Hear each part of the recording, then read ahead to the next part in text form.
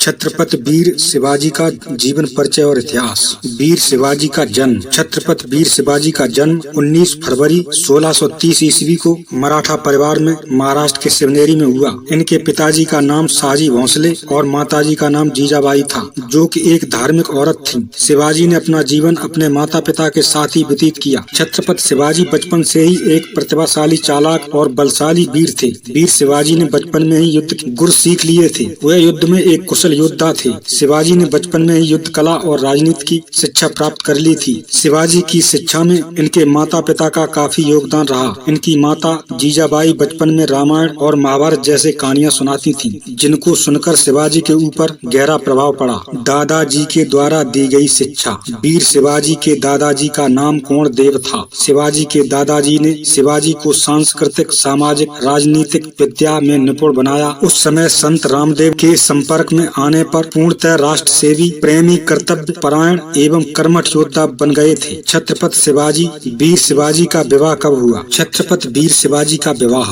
वीर शिवाजी की शादी 14 मई 1640 ईस्वी को सायबाई निम्बलाकर के साथ राजमहल पुणे में हुई थी। वीर शिवाजी के पुत्र का नाम संभाजी था। संभाजी शिवाजी का सबसे बड़ा पुत्र था और उत्तराधिकारी भी था। शिवाजी का राज्याभिषेक सन 1674 ईस्वी में रायगढ़ में उनका राज्याभिषेक हुआ और वह छत्रपति बने। छत्रपति शिवाजी महाराज ने अपनी अनुशासित सेना एवं प्रशासनिक इकाइयों की सहायता से एक योग्य एवं प्रगतिशील प्रशासन प्रदान किया। शिवाजी का किले पर अधिकार। शिवाजी ने सुल्तान आदिल शाह के पास अपना दूत भेजकर शिवाजी ने खबर पहुंचाई कि यदि तुम्हें दुर्ग का किला चाहिए तो तुम्हें इसके लिए एक बहुत अच्छी रकम चुकानी होगी। दुर्ग के किले के साथ साथ में यहाँ का क्षेत्र भी सौंप दिया जाएगा। शिवाजी इतने चालाक थे कि उन्होंने पहले से ही सुल्तान आदिल शाह के राज दरबारियों को खरीद लिया था। शिवाजी के राज्य विस्तार नीति की भनक जब आदिल शाह को लगी तो वह दंग रह गया। शिवाजी ने पहाड़ी इलाकों की ओर से मैदानी इलाकों की ओर चलना शुरू कर दिया था। उन्होंने कुक्कड़ और दुर्ग के 9 राज्यों पर अपना अधिकार जमा लिया था। वीर शिवाजी ने देशी व विदेशी राजाओं के साथ कई युद्ध लड़े थे। शिवाजी के पिता शाहजी भोंसले को आदिल शाह द्वारा बंदी बनाया जाना।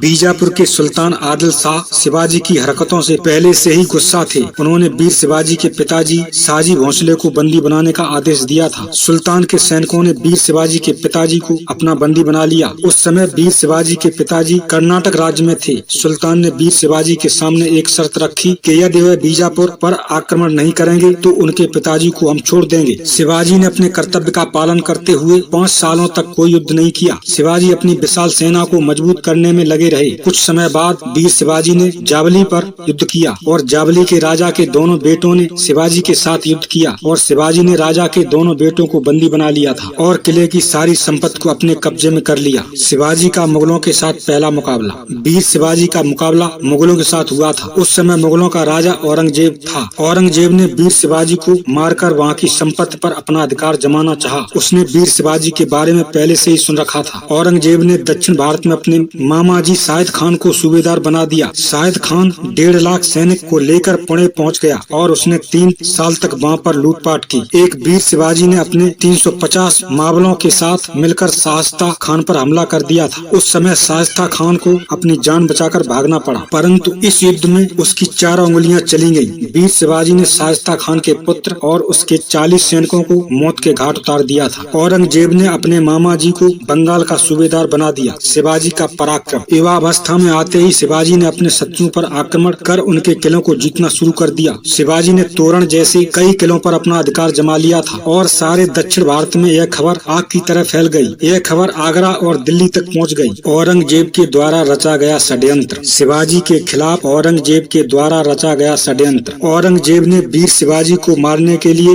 एक साजिश रची। उसने वीर शिवाजी को आगरा बुलाया, वहाँ पर छल से उन्हें बंदी बना लिया। वीर शिवाजी के ऊपर 500 सैनिकों का पहरा लगाया गया। कुछ समय बाद औरंगजेब ने शिवाजी को जान से मारने का इरादा बनाया। औरंगजेब ने 1666 ईस्वी में शिवाजी को मारने का आदेश दिया, परंतु वीर शिवाजी अपनी बुद्धि चालाकी से वहाँ से भागने में सफल हो गए। वीर शिवाजी और सांबा दोनों वहाँ से भाग निकले। वीर शिवाजी की मृत्यु। वीर शिवाजी कुछ समय के लिए बीमार रहे और 3 अप्रैल 1680 में वीर शिवाजी की मृत्यु रायगढ़ में हो गई थी। उसके बाद शिवाजी के बेटे को राजगद्दी पर बिठाया गया। उस समय मराठों ने शिवाजी के बेटे को अपना राजा मान लिया था। अब देखें शिवाजी की मृत्यु के बाद राज्य का उत्तराधिकारी कौन बना? शिवाजी की मृत्यु के बाद उनके सबसे बड़े पुत्र संभाजी को उत्तराधिकारी बनाया गया, जिसने 1680 से 1689 तक राज किया। संभाजी में अपने पिता की तरह कर्मठता और दृढ़ संकल्प का अभाव था। तो दोस्तों, ये कहानी थी महावीर शिवाजी की। आशा करते हैं ये कहानी आपको अवश्य पसंद आई होगी। दोस्तों, अगर कहानी पसंद आई है तो वीडियो को लाइक कीजिए और हमारे चैनल को सब्सक्राइब कर लीजिए, क्योंकि ऐसी ही